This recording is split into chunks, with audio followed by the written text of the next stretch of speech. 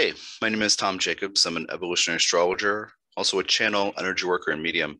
I'm on the web at tdjacobs.com, and my second site is healingsuicide.com. And I wanted to do a karmic profile four-step story reading for of Volodymyr Zelenskyy, the um, president of Ukraine, who's emerged as quite an inspiring leader, and people all over the world are talking about him. I thought about doing a profile of Putin, and I may still do that, but I want to tell this story. I want to tell this story first. When I do this kind of reading, which is like a four-step story reading, it is this what I offer through my consultations as the soul's journey multi-life overview. And basically, we look at this life as a chapter in a long-term journey, which is what all evolutionary astrologers do. I have a unique definition of soul and a unique understanding of karma and reincarnation and the multi-life journey and past lives and other lives, the soul's other lives, and a unique version of what soul is. So what I do with EA is different than other EA practitioners. And so I encourage you to check it out through tdjacobs.com. Also, my books, the Soul's Journey Trilogy, and the Evolutionary Astrology Fundamentals 1 and 2 home study courses, and the Soul's Journey Soundbite database. All that stuff is through tdjacobs.com, in addition to consultations. So what I do is Pluto, including if it's retrograde, its house aspect, if it's house sign and aspect, of course, if it's retrograde. And then I talk about the south node of the moon and its aspects, except for the conjunction to the north node, which I'll explain here in a minute. Again, house sign and aspects. South node ruler by sign, in this case, Zelenskyy has south node in Aries, so the ruler by sign is Mars, and then the north node. And so Pluto represents the empowerment journey in my version of doing EA. The empowerment journey, which has its ups and downs of feeling powerful and strong and confident, and not strong and confident and not powerful, and relates to the multi-life journey, the memories of which are stored in the unconscious. So Pluto represents the empowerment path, where we've seen all the best and worst of this way of being. And that kind of undergirds everything in one's life. All that psychological or unconscious material coming up, affecting us emotionally, energetically, psychologically. Step 2, the south node of the moon, represents conditioning environments, including family of origin and contracts that our soul has made to coalesce family together. And by extension, community family is connected to. And all that adds up to a conditioned worldview. So that's the second step of the story, south node of the moon. Third step, and its aspects, etc. But third step of the story, south node ruler by sign, tells me the unique role and inclinations and patterns of the individual chart holder's life. So for example, Zelenskyy has a south node in Aries in the 11th. So they have a story about that, about conditioning and community and family environments and conditioned worldview. South node ruler Mars is in Leo in the 3rd retrograde. So there's a different story about his unique role in many lifetimes, special skills and talents and what he gravitates toward, personality-wise, but also profession, perhaps, but kind of like how he may see himself as a unique individual, different from the south node story.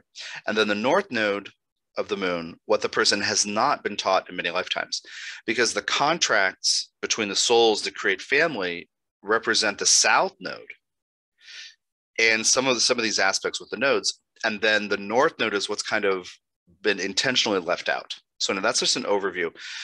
You can check out my videos here on YouTube. There's a lot of stuff about all this. And also, again, EA Fundamentals 1 and 2, Soul's Journey Soundbite Database, and the Multilife Soul's Journey Multilife Overview readings that I do. So let's start with Pluto. Pluto is in the 5th house, so self-expression is a big deal. We think of it often in the 5th house as creative expression, like he is an actor and a comedian before becoming president. And of course, to think about the irony of having played an actor who became the president, and then he's an actor. Anyway, all that stuff is germane here in the 5th house. But basically in the 5th house, we develop ego, we develop personality, and we express it. So Pluto in the 5th house says his up and down Plutonian journey of power and strength, feeling strong and confident, and feeling sometimes disempowered and not strong and confident, is about this personal creative expression. But it's also about, when I talk about personality and egoic development, and I don't think ego is bad. I don't use ego as a four-letter word or something to be shamed at all. But the sense of having an opinion, having a position, expressing it, basically kind of standing up for something, but it's about your convictions and your principles.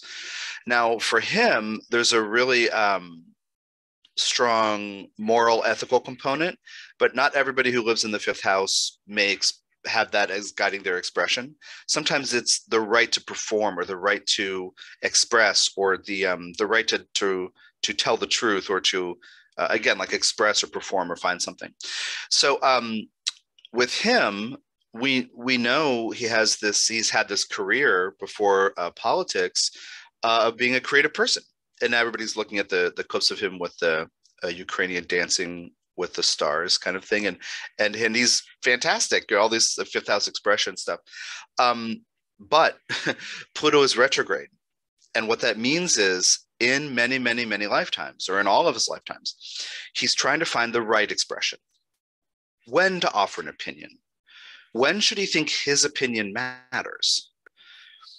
People with Pluto retrograde sometimes don't quite know what to do in a situation. In this case, what is worth expressing, or what's my medium, or what's the route for me to find a way to share my unique personal contribution.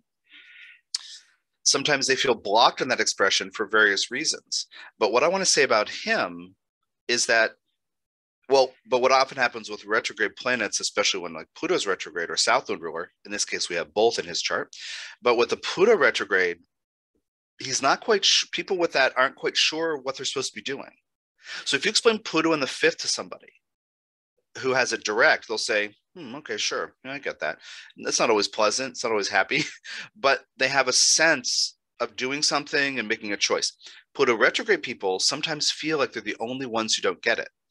They might be surrounded by people who have strong personalities or strong egoic development, and they might feel weird because they're not quite sure what to do. So they might mimic what looks normal, or what seems to bring others success in this part of life. And inevitably, it's not fulfilling, whatever it is. So Pluto retro in the fifth for Zelenskyy, we say, oh, well, he had this creative career, and that's a great thing. Well, obviously, that did not express everything he needed to express. And he went in a different direction and found different aspects of his personality.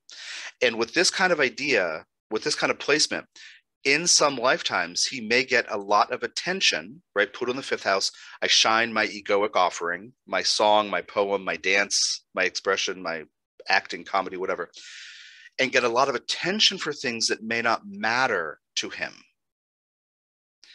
I always qualify these things with may not matter to him, meaning he in any life may be able to be super successful, singing, dancing, acting, writing, performing, whatever, even producing, whatever. But is it the full, does it cover the full expression of his sense of self and what he values as his unique contribution? So what I argue is this has been developing his whole life, as it would with anybody with this signature. I mean, anybody could shut it down and hide what they need to say, what they feel they need to express, but obviously he isn't. But in a bunch of lifetimes, including this one, he may be really good at getting attention for things he doesn't really care about, or wanting to do, let's say, performing, acting, comedy, whatever. I was going to say comedianing, but acting, comedy. And maybe until he does it, it's a huge goal. And then when he does it, he's like, oh, okay, that's what that's like. Because Pluto retrograde people check off the list things maybe they haven't done in a bunch of lifetimes. And then they find out, oh, does that feel like an authentic expression to me? So that's a huge part of this. Now, Pluto in Libra in the fifth, there's a lot about art. There's a lot about art and creativity, but also about not listening to the opinions of others, and also not being intimidated by others' opinions. People with Pluto in Libra listen too much to other people. And or they value the opinions of others, because one of the worst things with Pluto in Libra is to be rejected. So some people with Pluto in Libra have a multi-life history, this life and other lives, of being chameleons. I would like to know what you think is good, because then I will do that and you will like me. There's that sense of like always hedging bets, or at certain phases of life, until one learns to validate the self and stop waiting for the approval of others, or stop hoping others might like you, including healing. This necessitates healing abandonment issues, being dumped, all the kinds of things about, when, or loss issues, even Pluto and Libra ruled by Venus, when you lose something or are disempowered through relationship in some way.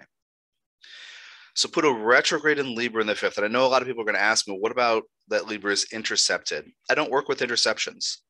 A lot of people the last few months have been asking me, because apparently some teachers out there are turning up the volume on the importance of interceptions. I don't use them. So it doesn't really, from the soul's perspective, as I've channeled a model of soul, it doesn't matter. So anyway, so I'm going to skip that part.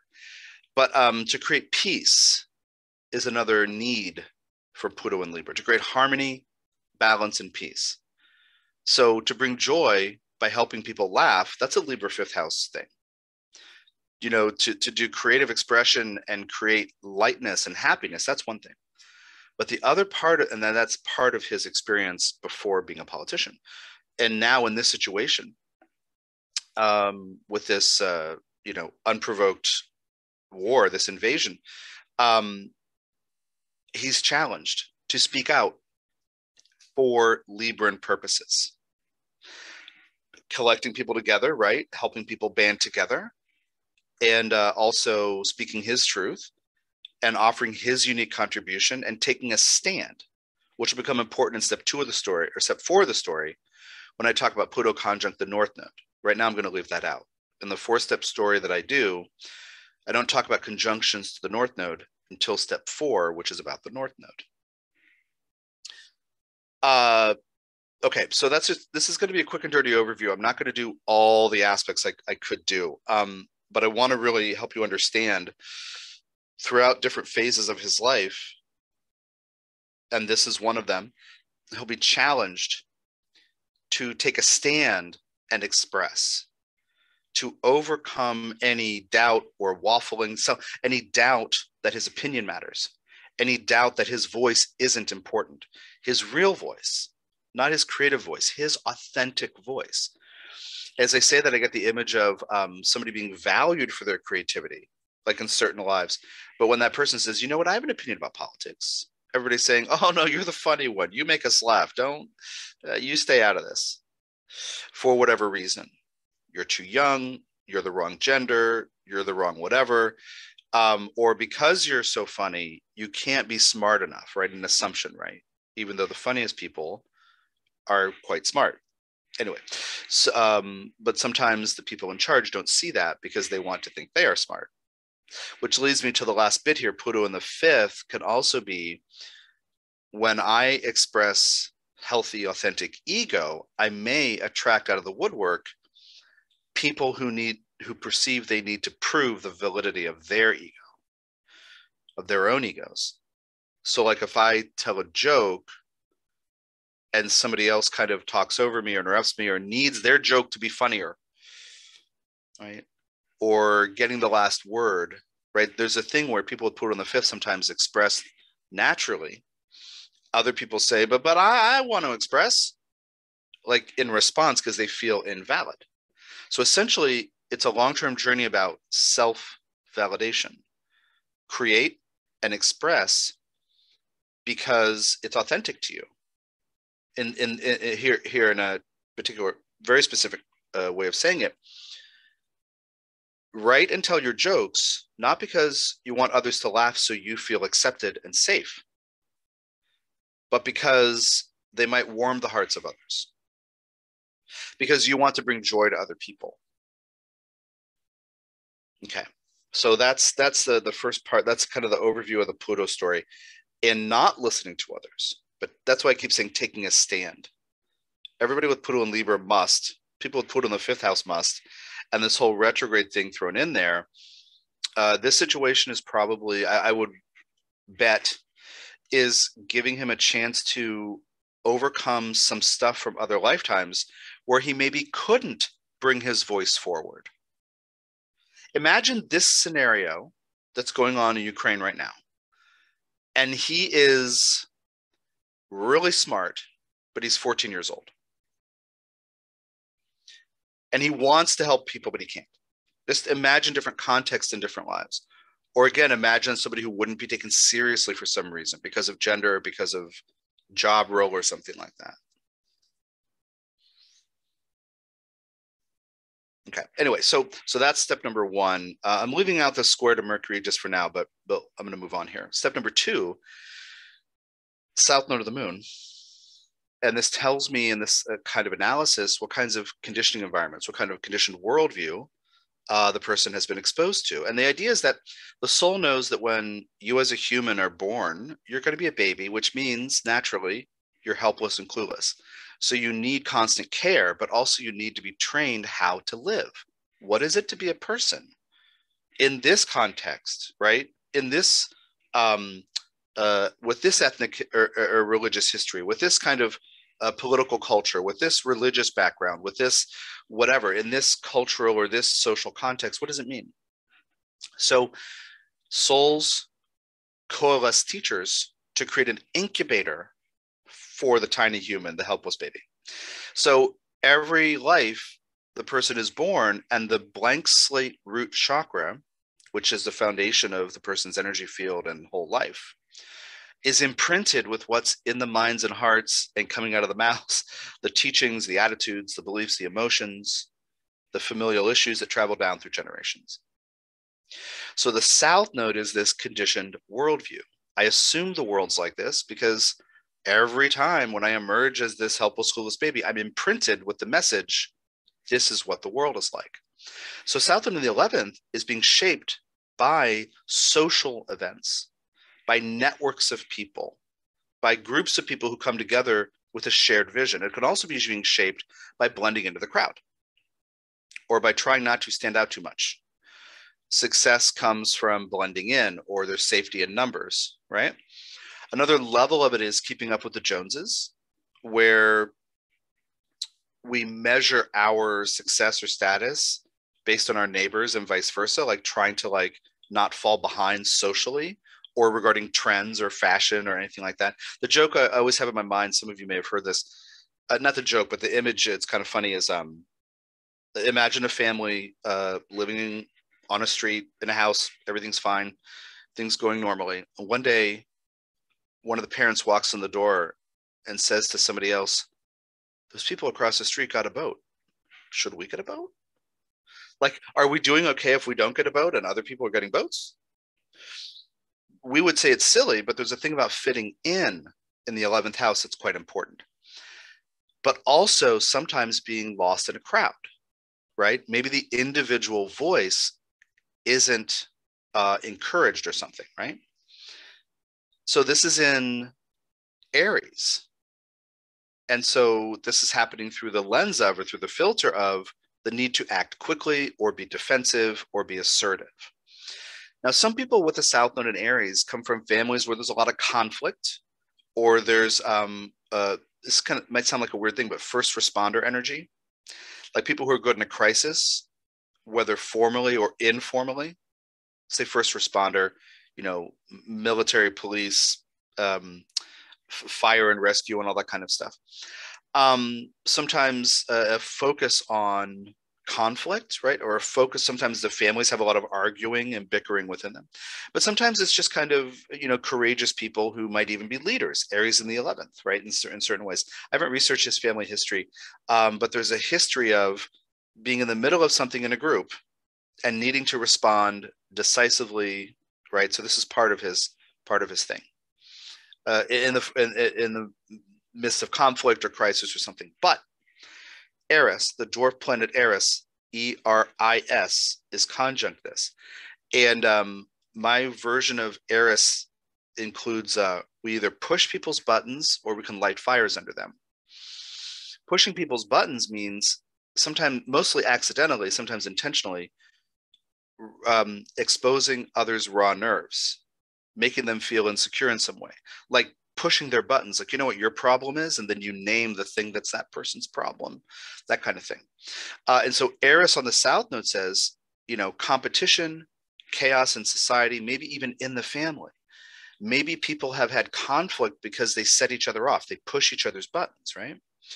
But also Eris in a healthy way is catalyzation for positive change, dot, dot, dot, through the raw nerves, the painful things being revealed so we can heal them. So the more honest he is about his goals, 11th house, about group membership or whatever, he might actually trigger other people's insecurities, and then on other people light fires under them, which is encouragement to be better than your perceived limitations. That's how I define lighting fires. Like my job is includes a lot of Eris energy, where people come to me and they pay me to basically tell them why they're having this problem, like what the problem is. But I could also, I use this in the Eris webinars I teach. I could also go in public and read somebody's body language and make an assumption about what their problem is and say, hey, jerk, you know what your problem is? Well, that's Eris too, pushing buttons.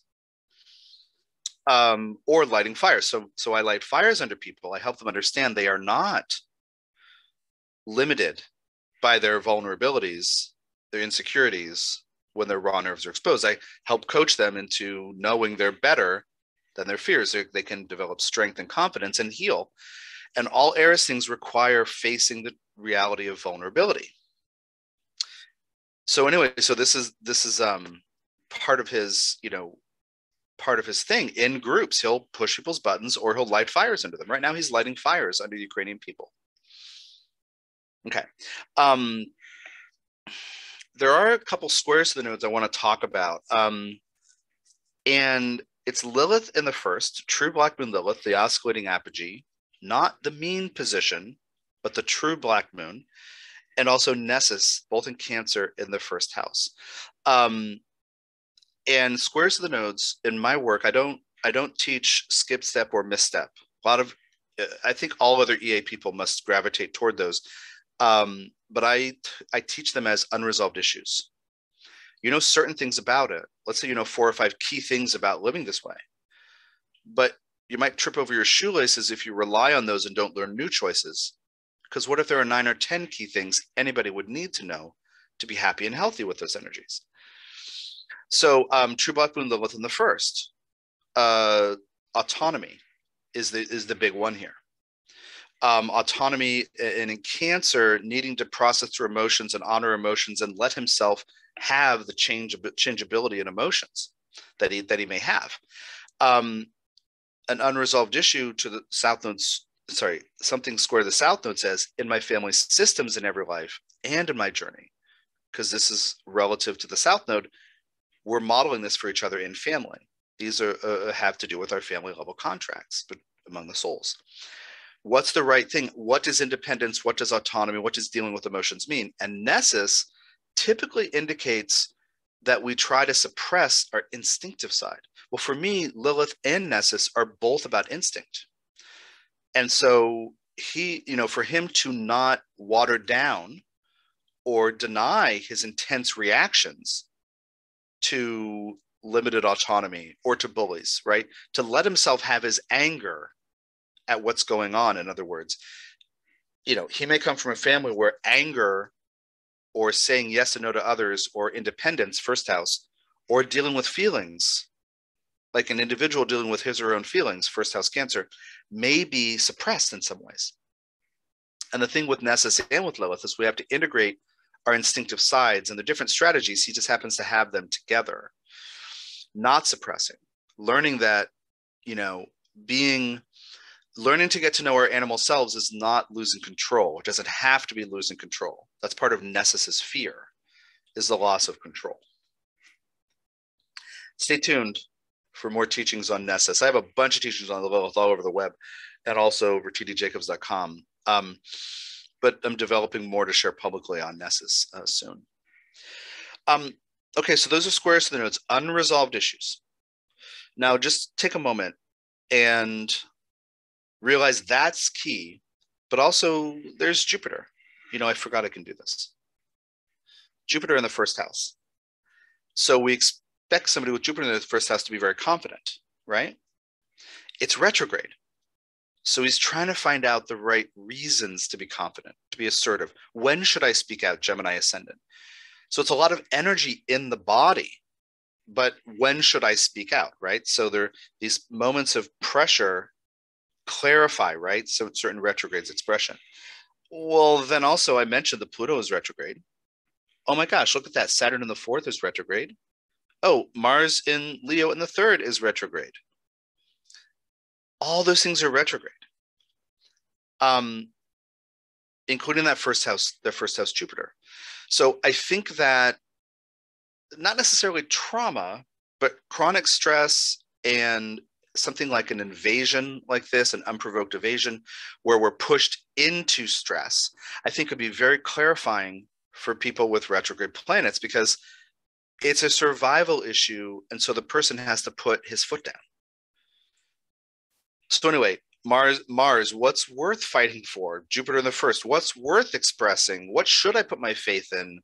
What should give me self-confidence, right? Saturn in the fourth is dealing with community and family. And when should I, be, I guess it's in late Leo, investing in family and creating a joyful home? Well, obviously all that stuff is being threatened right now. So the retrograde planets here, I just want to point that out. My teaching on retrogrades, and there's an MP3 on tdjacobs.com that teaches all about this, retrograde planets in the birth chart on Learn Astrology page toward the bottom. But the basic overview is there's nothing wrong with a retrograde planet. It's seeking the correct expression, sometimes by crossing off the list what does not feel authentic. So anyway, he's having a clarifying moment right now. And when you see him speak and, to the recording to a group, or just as, a social media post, or just like when he's doing a little speech or a speech, you're seeing clarity, but this situation is pulling that clarity out of him. And he's probably learning more about himself during this process than, he has in his entire life. Not to say he wasn't accomplished and, working hard on things before this, but this kind of thing will pull this out. Okay. So the first house expression, I might try to suppress it because Nessus is there. But the Jupiter's there saying, well, wait a minute, I got to express something. So this is a very clarifying moment. Okay, so then let me move on to the third step of the story, South Node ruler by sign, which tells him about his unique role. And that since the South Node is in Aries, South Node ruler is Mars. So again, it's retrograde in Leo in the third house. Now, people are also going to ask me, because they ask me all the time, about planets at 0 being young or clueless or naive, and planets at 29 degrees being wise and about to finish a cycle. A lot of astrologers are teaching that apparently. In the model of soul that I've channeled, the soul doesn't care about numbers in the birth chart. It's looking for energetic aspects. It's looking for energetic signatures. It doesn't care if Mars is at 0 or 29, or if Saturn's at 28, 45 versus 2 of a sign. From my channeling of soul, that seems to be a human brain thing to play with, the mind's interest in experimenting with different ideas. But it's not, it doesn't resonate as true with the model of soul that I've channeled. Where I get that is from Hermes, Ascended Master, Jehudi, Thoth, Hermes, Saint Germain, Merlin. That being is the one I work with. If you're not familiar with that, you can read all about that on tdjacobs.com. Oh, and also healingsuicide.com. A lot of the info on that site is from him. So anyway, South Node of the 11th in Aries, conjunct Eris, no stranger to strife and discord and conflict. South Node ruler in the third house in Leo. I speak, I need to express, I need to move. You saw him dancing on the clip. But it's retrograde. What should I express? What should I speak up about? And so I think this is a clarifying, moment for him about conviction, survival, community, home, right? Autonomy, all those things. And I'm really feeling the 11th house South Node connected to community, right? And groups. Understanding how important it is to keep groups together, right? 11th house South Node. But the South Node ruler in the third says, I'm a communicator.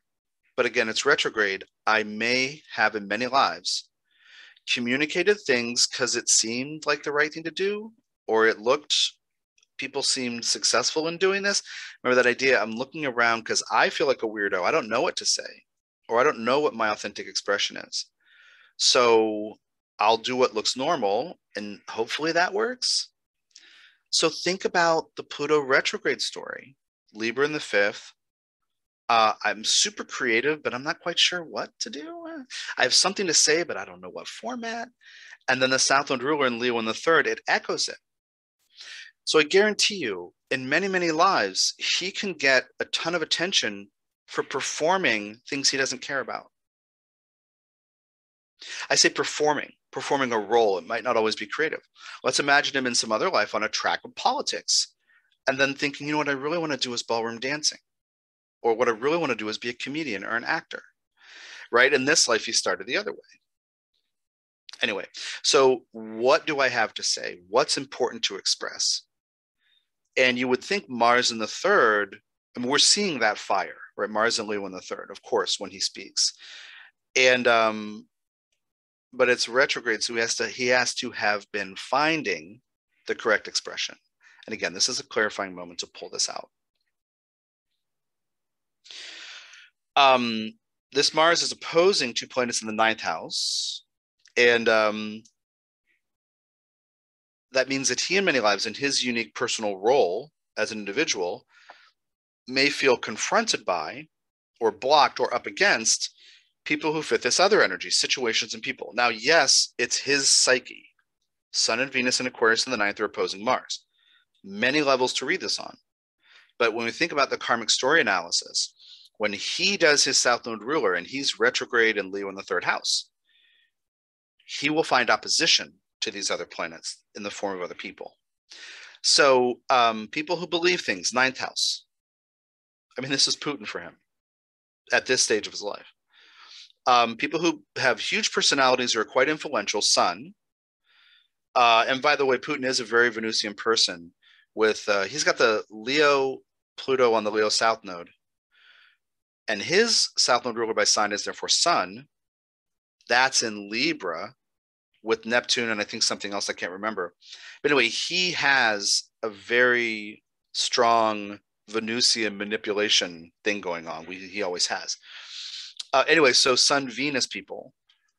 In Aquarius, you can't reason with them. In the ninth house in Aquarius, you can't reason with them. They have their very particular ideas. They're fixed. That's not to say that Putin has a bunch of Aquarius or ninth house planets, but he brings that energy as one example. And earlier in life, there would be other people. Maybe somebody in Zelensky's family, maybe a coach or a mentor or a teacher or friends who embody this energy in certain ways. But anyway, he might find himself up against people who believe things who can't be reasoned with, people who are stuck in their beliefs. In the case of Putin, an outmoded idea of what power is, with Putin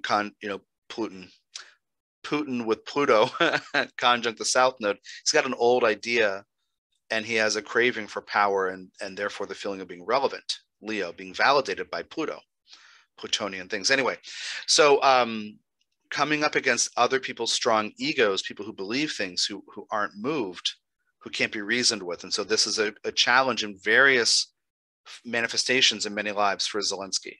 It could in some phase of life, be a teacher or a parent he has philosophical differences with. And they might care about each other quite a lot, but have this like, I can't agree with you, let's agree to disagree. Or somebody saying to him, here's an approach you're not seeing, and him taking it in, but it might really be challenging sometimes. Oppositions aren't always bad. If we trust the people, we can take in their view of us because they have a view we can't see of ourselves. Okay, so I'm going to skip other stuff with this Mars, but I want to go to the North Node, the fourth step of the story. In every lifetime, he's born to families that emphasize, and communities by extension, the South Node symbolism.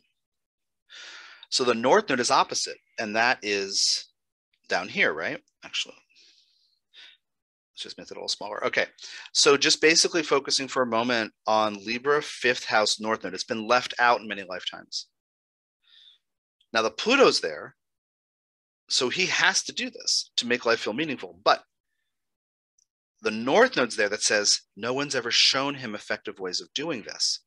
So in his family system, they are distracted by conflict and chaos, pushing each other's buttons or something, right? They have not been able to create peace through honoring each person's personal expression or having leadership emerge that creates something better for everybody, kind of Libran, right? Maybe creativity hasn't been validated, but this, all the Libra stuff. But fairness, harmony, and balance were not part of his training. That's key in any lifetime.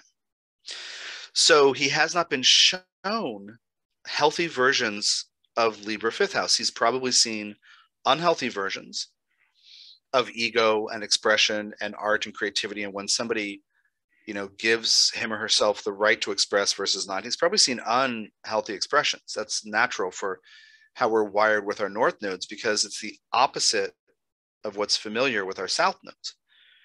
Think of a seesaw on a playground, or a teeter-totter on a playground.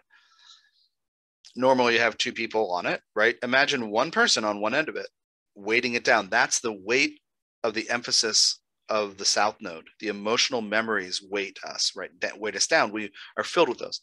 The North node's not even real. It's floating up in the air. We have to learn always how to develop it. But here,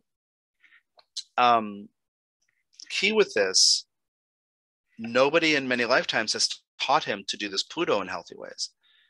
So this clarifying moment of putting his foot down and saying no.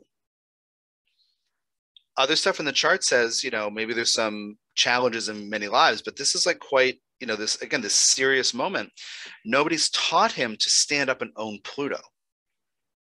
Now, when I see Pluto conjunct the North Node in a person's chart, and I say, well, that person hasn't been taught healthy versions of Pluto, quite often it manifests as one of many things or all of them together. I mean, it could be a one or a couple or 100, but like hasn't been, the person's family never modeled how to deal with intense emotions, how to deal with grief or rage or jealousy or depression or loss, right? Or all intense emotions. I mean, I've talked to certain people over the years, and for one person, it was quite specifically anger. For another person, it was in the 7th house, and it was about boundaries and relationships. It can be very specific, or it can be about anything Plutonian. And another person, a student of mine, who, whenever we'd talk about getting into Pluto stuff in advanced astrology classes, sometimes she would say, "Oh, this Pluto stuff, Tom, I don't know," because part of her is wary because she's seen terrible examples of Pluto, not healthy ones. So with a planet conjunct the North Node, we have to learn to own that in a new way. It's part of our psyche, but we have to own it in healthy ways. Sometimes I say to people, look at keyword lists. Look at all the good and bad and sort through what are the good ones. Let me figure out how to own those things and overcome my fears or doubts. So power, what is power in the 5th house?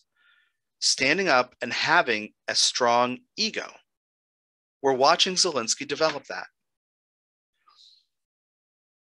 Okay, so anyway, and I use 10 degrees with the nodes in this way, by the way, for conjunctions and squares. So this is 9 degrees-ish. And so I definitely count this as a conjunction here. So he's learning how to own this Pluto in a new way. Again, self-expression, my unique contribution, my opinion. When should I be forceful? When should I, claim a seat at the table and not doubt my right to contribute? Okay, so I didn't go over, that's the end of the video. I didn't go over transits and progressions just because when I do this karmic story stuff, I like to lay stuff out. Well, I will say that progressed moon, going over the South Node, natal South Node recently, is the need to deal with these issues about conflict, the need to integrate and deal with these things. Yeah. Anyway, so I'm gonna not go further with that just because of the and Saturn to the midheaven. That's really important too. Maybe I'll do a second video talking about those kinds of things.